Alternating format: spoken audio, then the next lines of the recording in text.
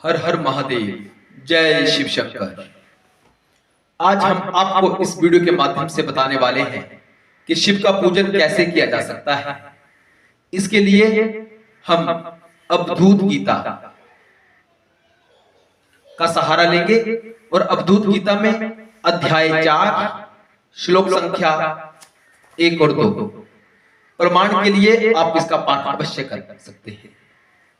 भक्तों, यहां बताया गया है नावाहनम नैव विसर्जनम वा पुष्पाणि पत्राणि कथम भवन्ति ध्यानानि मंत्राणि कथम भवन्ति समा समम चैव शिवार्चनम।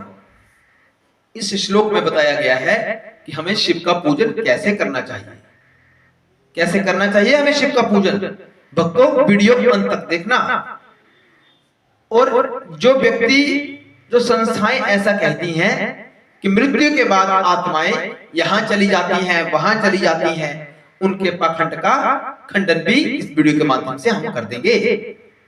क्योंकि अवधूत गीता कोई साधारण गीता नहीं है, ये उच्च स्तरीय गीता है जिसमें केवल और केवल हमें आत्मा का ज्ञान ही प्राप्त होता है। इसमें भावार्थ के तौर पर बताया गया है, कृपया ध्यान से सुनना, बहुत काम की बात है भक्तों। सर्वव्यापक चेतना आत्मा का ना तो आवाहन किया जा सकता है, ना ही विसर्जन। इस पर पुष्प और पत्र भी कैसे समर्पित किए जा सकते हैं। इसके लिए ध्यान और मंत्र का उच्चारण भी इस प्रकार किया जा सकता है। सर्वत्र समान दृष्टि रखना ही इस शिव रूप चेतन आत्मा का पूजन है। भक्तों, सबसे पहले इसमें बताया गया है कि सर्वत्र व्याप्त जो चेतना है आत्मा है, लेकिन कुछ संस्थाएं हमें बताती हैं कि आत्मा यहां जाती है, वहां जाती है, आत्मा को सीमित किया जा रहा है। जबकि गीता कह रही है सर्वत्र व्यापक चेतना, वह सर्वत्र व्यापक है। अगर सर्वत्र व्यापक है तो भक्तों हम इसे सीमित नहीं कह सकते, हम इसे असीमित ही कहेंगे। आत्मा किसी एक विशेष स्थान में नहीं है, आत्मा सर्वत्र है, हर जगह है। इस पृथ्वी पर ही नहीं, जितने भी ब्रह्मांड हैं सब में आत्मा विराजमान है, सब में शिव विराजमान है। यहां तो यह भी बताया गया है कि पुष्प और पत्र के माध्यम से शिव की पूजा कैसे की जा सकती है जब वो सर्वत्र समान व्याप्त है।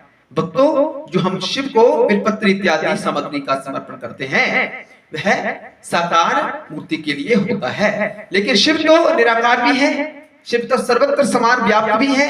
तो उनका पूजन कैसे किया जा सकता है, बिलपत्री किसको चढ़ाई जा सकती है, वह तो हर जगह विराजमान है। और आगे यह भी बताया गया है कि ध्यान किसका करना चाहिए। ध्यान के लिए कोई मूर्ति होना आवश्यक है। शिव तो सर्वत्र है और मंत्र द्वारा भी उनका आवाहन क्यों किया जा सकता है, कैसे किया जा सकता है। क्योंकि जब हम मंत्रों के द्वारा उनका आवाहन करते हैं तो हमें उन्हें सीमित कर देते हैं, क्योंकि मंत्र जो शब्द होते हैं वह सीमित का बखान ही कर सकते हैं, असीमित को मंत्रों के माध्यम से अभिव्यक्त नहीं किया जा सकता है, यह भी सत्य है। तो भक्तों, अंत में इस बात को स्पष्ट किया गया है कि शिव का पूजन कैसे करना चाहिए। यहां बताया गया है सर्वत्र समान दृष्टि रखना ही इस शिव रूप चेतन आत्मा का पूजन है। हर जगह एक समान दृष्टि रखकर, कोई छोटा बड़ा नहीं है, कोई ऊपर नीचा नहीं है, कोई अच्छा बुरा नहीं है, कोई गलत सही नहीं है, कोई ठंडा गर्म नहीं है, सब में एक भाव रखना, वही शिव का उच्च स्तरीय पूजन है। ऐसा हम सबको समझना चाहिए। तो ये कोई साधारण गीता नहीं है, यह उच्च स्तरीय गीता है, हमें इसका पाठ अवश्य करना चाहिए। अगले श्लोक में बताया गया है, मैं केवल बंध अबंध से ही युक्त नहीं हूं, ना शुद्ध विशुद्ध से मुक्त हूं, ना योग और वियोग से ही मुक्त हूं, बल्कि आकाश की तरह होने के कारण मैं सब प्रकार से सदा ही मुक्त हूं। तो जो आकाश होता है वह, उसके ऊपर किसी का शासन नहीं होता, वह स्वतंत्र होता है। उसी प्रकार शिव भी स्वतंत्र है। वह बंधन में नहीं है। शिव पर किसी भी तरह का बंधन नहीं है। अगर हम शिव को एक मूर्ति के रूप में देखते हैं तो हम उसे सीमित कर देते हैं। जब हम उसे अनंत के रूप में देखते हैं तो वह असीमित भाव हो जाता है, वही उच्च स्तरीय भाव माना जाता है। भक्तों, जो यह अवधूत गीता है यह कोई साधारण गीता नहीं है। श्रीमद् भागवत गीता में तो बहुत सारे विषयों को सम्मिलित किया गया है, लेकिन केवल अवधूत गीता एक ऐसा गीता है जो केवल परमात्मा के स्वरूप को ही प्रदर्शित करता है, आत्मा के स्वरूप को ही प्रदर्शित करता है, शिव के स्वरूप को ही प्रदर्शित करता है। ऐसा हम सबको जानना चाहिए। भक्तों, अगर आप शिव का पूजन करना चाहते हैं, वैसे तो हम सबको शिव का पूजन अवश्य करना चाहिए, लेकिन कैसे करना चाहिए? सब स्थितियों में समभाव रखकर। किसी को ऊंचा नीचा देखकर हम शिव की पूजा नहीं कर सकते। अगर आप शिव भक्त हैं, शिव की पूजा करते हैं, तो हमें सब में समान दृष्टि रखनी चाहिए। अगर तो हम ऐसा कर रहे हैं तब तो हम शिव पूजन कर रहे हैं, अन्यथा हम पाखंड कर रहे हैं। जैसा आजकल बताया ही जा रहा है कि आत्मा यहाँ जाती है, वहां जाती है, ये गलत धारणा है। प्रत्येक मानस के चित्त में यह बात पूर्णतया भर दी गई है कि आत्मा मरने के बाद यहाँ जाती है, वहां जाती है, लेकिन गीता तो कुछ और भी कहती है। गीता कहती है आत्मा सर्वत्र समान व्याप्त है।